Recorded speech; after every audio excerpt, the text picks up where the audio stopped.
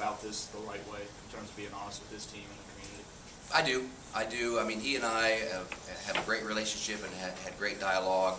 And these things happen fast. You know, if you look around the country, I mean, you look at the Tennessee situation with Butch Jones, I mean, these things tend to happen very fast. And he and I have had constant dialogue through the whole thing.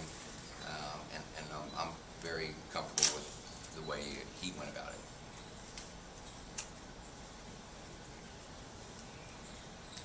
Obviously, you had heard all the chatter throughout the week, but last night when he told you he was offered, were you caught off guard?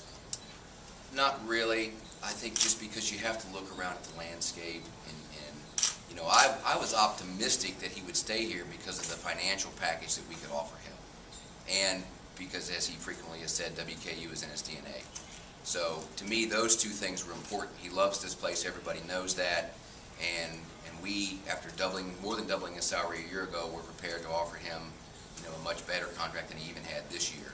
So I was hopeful and optimistic that that would be enough to keep him. But obviously, in this particular situation, there are some ties to Florida that obviously weighed heavily into the situation, and you know, that probably is what ultimately was too much to overcome.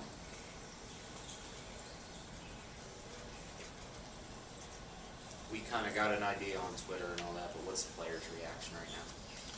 Well, you know, our players, you know, life is interesting in that it throws you curveballs and it throws you challenges, and as you all know, you deal with adversity all the time, and you never really know when it's going to come up.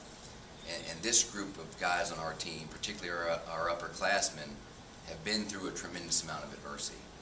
And so while that was difficult at the time, I think that's prepared them for this now. It's not like this is the first tough thing that's happened to them. It's been the hallmark of their career, really, is dealing with tough things. They're disappointed personally because they have so much respect for Coach Taggart. But it's a strong group. It's a very strong group. The team meeting this morning, to me, was extremely encouraging.